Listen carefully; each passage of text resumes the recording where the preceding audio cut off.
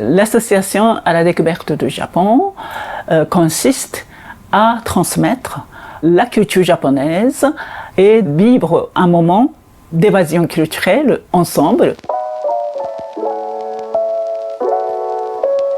J'étais d'abord professeur de littérature au Japon et en Belgique. J'ai fondé avec mon mari cette association parce que je suis passionnée de la culture. Ça fait 8 ans que je fais ça et je sens vraiment l'engouement accroître de plus en plus chez les Français.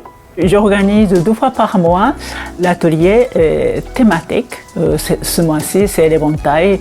Donc, il y a entre une demi-heure et 40 minutes de la présentation historique, conceptuelle, philosophique, culturelle d'un thème. Et ensuite, on passe à l'activité créative, ça veut dire d'abord la calligraphie avec un pinceau japonais. Ensuite, on passe au pliage en japonais, origami. Je prépare toujours des papiers d'origami que j'achète sur la librairie japonaise. Et tout le monde part avec un carnet, l'origami collé et calligraphié. On utilise nos mains, nos cerveaux, mais autrement. Et j'ai compris que c'est extrêmement pédagogique.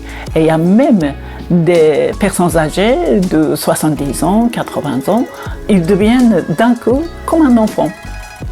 La création, c'est peut-être une approche plus puissante pour ressentir les choses.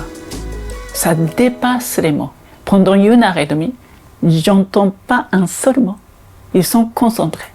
Ils sont passionnés. Ils sont passionnés. Ouais. On n'aurait peut-être pas la chance d'aller au Japon, donc c'est une culture vraiment très très ancienne, très riche. On est assez fan de Japon et depuis toujours puisque j'ai pas mal de collections de mangas. On a découvert aujourd'hui l'éventail, d'où il est né, quels étaient ses usages militaires, spirituels. Dans les guerres, on utilisait les éventails pour appeler. Et on utilise aussi les éventails dans les combats de sumo. On a fait un kimono et un éventail. Setsuko nous a bien guidés. C'est assez ludique avec une petite musique japonaise. Donc on se détend et on fait marcher les feutres et c'est parti. J'aime bien la couleur rouge et j'adore les motifs comme ça. J'ai mis des stickers et j'ai fait des petits dessins. C'est une façon de partager quelque chose entre mère et fille parce que j'ai d'autres enfants et puis c'est notre petit moment à toutes les deux. C'est super d'avoir une association comme ça juste à côté qui parle du Japon parce que c'est quand même loin et il y a pas tout le monde qui peut nous en parler. Et ils expliquent vraiment très bien et en plus on fait des ateliers interactifs. Quand j'étais jeune, j'aimais pas beaucoup mon pays. Parce que c'est un pays, on doit dire, sexiste, un peu féodal. C'est grâce aux Français qui sont passionnés de la culture japonaise, qui m'ont enseigné, qui m'ont fait découvrir la valeur de ma culture japonaise. Maintenant, je suis vraiment passionnée par la joie de pouvoir retourner à l'origine, faire des recherches sur un thème, un autre. J'ai pensé diffuser, transmettre la culture sur le biais de YouTube.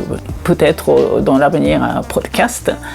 Comme ça, je peux partager cette joie de découverte avec plus de gens.